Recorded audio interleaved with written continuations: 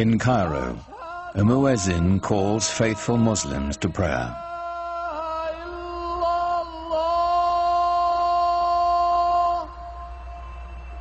It's the same call that sounds 5 times a day, every day, in cities across the world.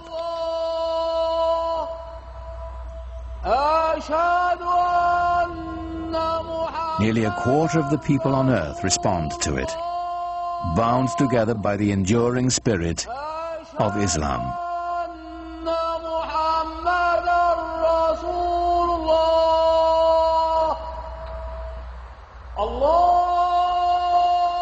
God is most great, the muezzin calls. I testify there is no other God but God. I testify Muhammad is the messenger of God.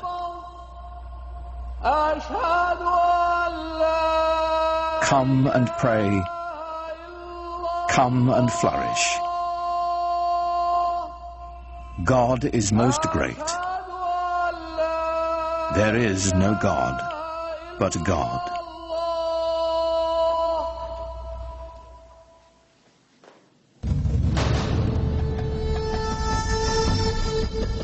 In the unfolding of history, Islamic civilization has been one of humanity's grandest achievements. A worldwide power founded simply on faith.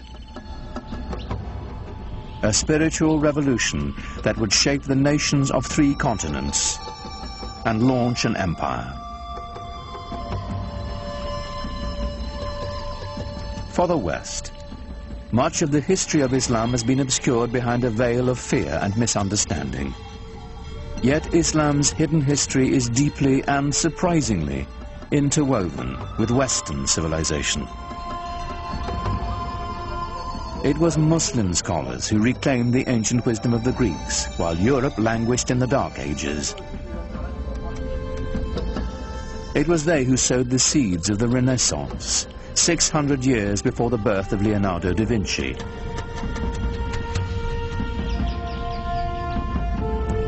From the way we heal the sick,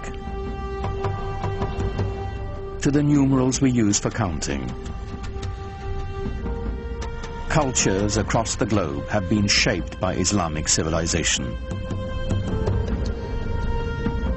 But all this began with the life of a single, ordinary man, and the profound message he proclaimed would change the world forever. His name was Muhammad.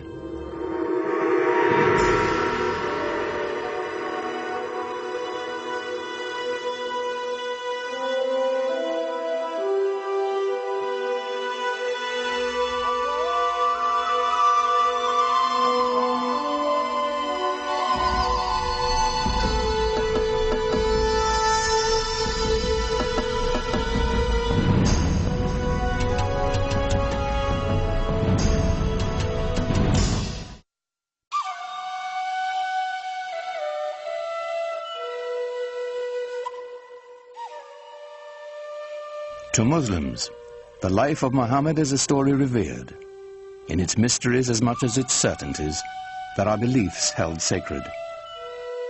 Whatever we can tell about the Prophet, of course, is screened through the filter of what has been preserved over the centuries and what people have wanted to preserve. And it's very difficult to pull out from all of these different sources that are very adoring and the ordinary human being that the person that he was.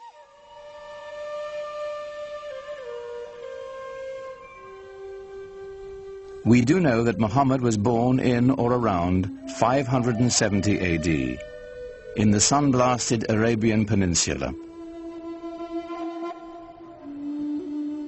a land of savage scarcity whose Bedouin tribes were locked in a constant state of tribal war.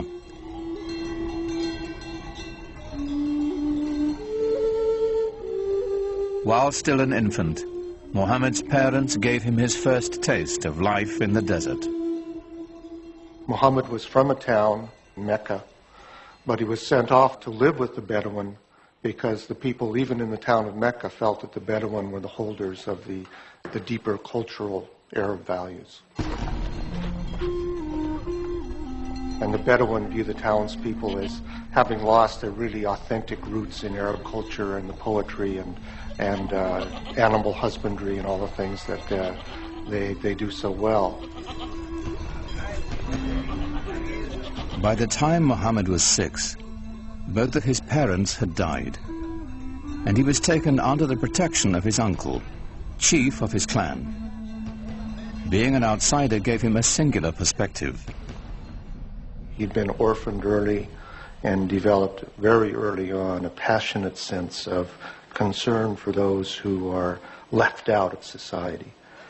To be orphaned in a tribal society where clan and family relationships are your keys to everything, success, status, honor, dignity, is to face what it really feels like to be marginalized. And that obviously had a very deep impression on him as a young man.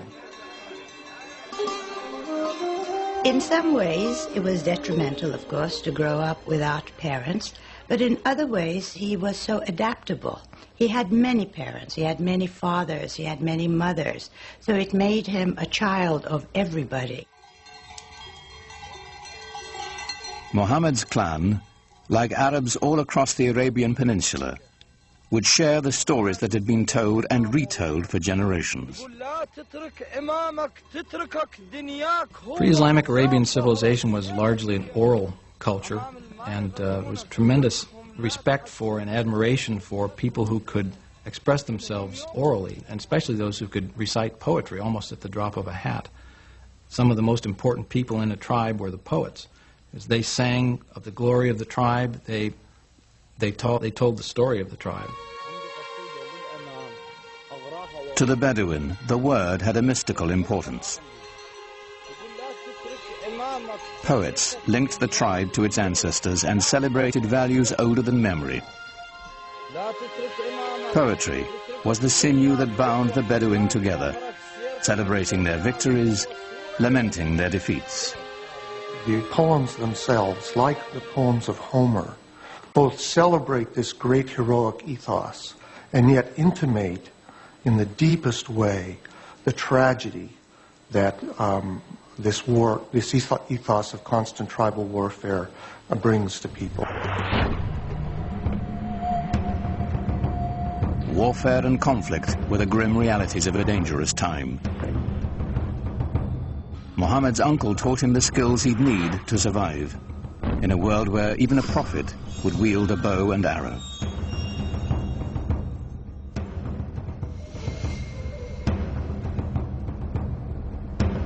In a wilderness punished by the elements and bereft of water, rivalry over a single well could provoke a blood feud for generations. A real rivalry, real battles, and sometimes quite bloody. So the allegiance of individuals was to the family, immediately, and at a larger extent to the tribe. Without the tribe's protection, no one could endure.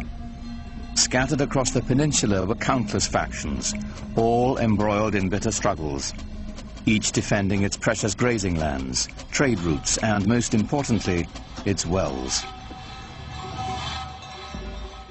Well, you have to understand, in most of the lands are dry, and so water is something that's everyone always considers precious. For those of us in climates that are more heavily watered, it's difficult to understand the depth and the centrality of the symbol of water in societies that are desert and in which it only rains once or twice a year, and in which a little water makes the difference between life and death.